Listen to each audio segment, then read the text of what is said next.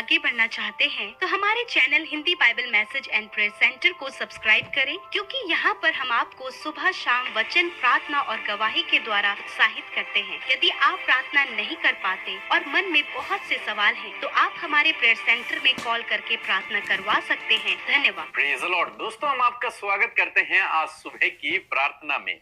और जैसे कि आप लोग जानते हैं कि हम लोग सीख रहे हैं हीलिंग और डिलीवरेंस के विषय में, और जितनी भी बातें मैं आपको सिखा रहा हूं, बता रहा हूं, ये इसलिए है ताकि आप इन्हें लिखें, इन्हें नोट करें, और जब भी आपके जीवन में कोई ऐसी समस्या आती है तो इन कहानियों को याद करके, इन वचनों को स्मरण करके आप विश्वास में आगे बढ़ सको। इन कहानियों के आधार पर आप अपने विश्वास को बढ़ा सको और परमेश्वर आपके जीवन में काम करेगा। निश्चय परमेश्वर आपके जीवन में काम करेगा। जैसे परमेश्वर ने बाइबल में किया और जैसे आप गवाहियों को सुनते हैं, ऐसे ही प्रभु आपके जीवन में भी करेगा।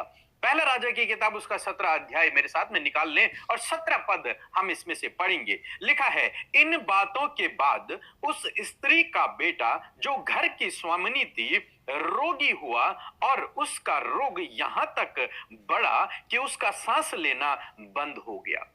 यहां पर परमेश्वर का वचन कहता है कि वो स्त्री जिसके पास एलिय्याह रहने के लिए गया था, जिसकी कुप्पी का तेल और मैदा समाप्त नहीं हुआ, जिससे उसने कहा था कि मेरे लिए एक रोटी बना दे, और बाइबल कहती है कि जितने सालों तक अकाल रहा उसका मैदा समाप्त नहीं हुआ, उसके कुप्पी का तेल समाप्त नहीं हुआ।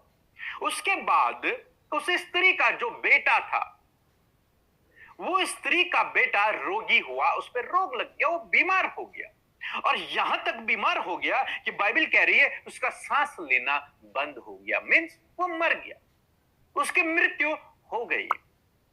जब उसकी मृत्यु हो गई तो वो स्त्री एलिय्याह के पास जाती है और एलिय्याह से प्रार्थना करती है।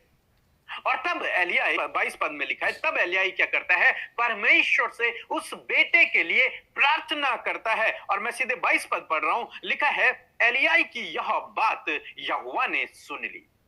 एलिय्याह ने जो प्रार्थना की उस बेटे के लिए परमेश्वर से, लिखा है यहोवा ने उस एलिय्याह की प्रार्थना को सुन लिया, उसकी बात को सुन लिया। और जब परमेश्वर ने उसकी प्रार्थना को सुन लिया, लिखा है और बालक का प्राण उसमें फिर से आ गया और वो जी उठा। वो जो लड़का मर गया था, उस लड़के के लिए जब एलिय्याह ने, परमेश्वर के दास ने, परमेश्वर के भक्त ने प्रार्थना की, तो बाइबल कह रही है कि उस बेटे का प्राण फिर से उसमें वापस आ गया और वो जीवित हो गया। दोस्तों, आज सुबह में मैं आपको उत्साहित करना चाहूंगा कि परमेश्वर इसी प्रकार से आपकी भी प्रार्थना को सुनेगा यदि आप उसकी करीबी में जाती हैं। ये स्त्री कहां गई? ये स्त्री तुरंत से एलिय्याह के पास गई, और एलिय्याह कहां गया? एलिय्याह तुरंत से परमेश्वर के पास गया। आपको यही करना है, आपको परमेश्वर की निकटता में जाना है, प्रभु यीशु मसीह की निकटता में जाना है, और तब प्रार्थना करना है। जानते हैं ये कहां प्रार्थना कर रहा है? ये अपने कमरे में द्वार बंद करके प्रार्थना कर रहा है। आप यदि आज बीमारी में हैं, संकट में हैं, मुसीबत में हैं, समस्या में हैं, आपको कुछ नहीं करना, आपको अपने दरवाजे बंद करने हैं, अकेले कमरे में बैठिए और इस एलिय्याह की तरह परमेश्वर से प्रार्थना कीजिए, और निश्चय परमेश्वर आपकी भी प्रार्थना को सुनेगा, जैसे परमेश्वर ने एलिय्याह की प्रार्थना को सुना। बाइबल कहती, मांगो तो तुम्हें दिया जाएगा, जो कुछ तुम मेरे नाम से मांगोगे मैं वो तुम्हारे लिए करूंगा।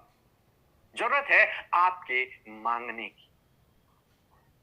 आप बैठे और प्रार्थना करें, प्रभु मेरे जीवन में काम कर, और निश्चय प्रभु आपके जीवन में काम करेगा। एलिय्याह ने प्रार्थना किया, प्रभु इस बेटे का प्राण इसमें फिर से वापस दे दे, और उस बेटे का प्राण उसमें वापस आ गया, वो जीवित हो गया।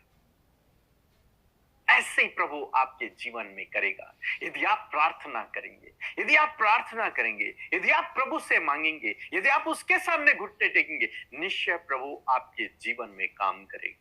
निश्चय प्रभु आपके जीवन में काम करेगा। ऐसा हो ही नहीं सकता कि आपके जीवन में काम ना हो।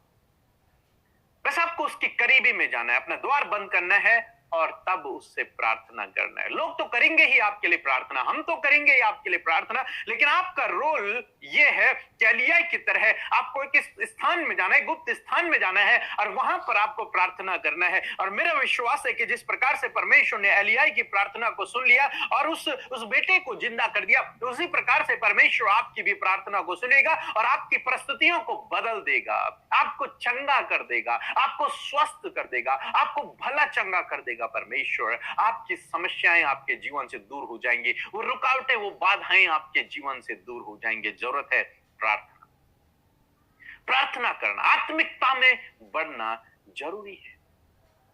इसलिए आप प्रार्थना करें, अकेले में जाकर प्रार्थना करें। परमेश्वर आपकी परिस्थितियों को बदल देगा। परमेश्वर के लिए कुछ भी असंभव नहीं है, वो सब कुछ संभव है। उसके लिए कुछ भी असंभव नहीं है, वो सब कुछ कर सकता है, उसके लिए कोई रोक नहीं है। जरूरत है आपके प्रार्थना करने की, जरूरत है आपको उसके करीबी में आने की। और जब आप ऐसा करेंगे, निश्चय प्रभु आपके जीवन में काम करेंगे। सो प्रभु आपको इस वचन के द्वारा बहुतायत से आशीष दे। आमीन।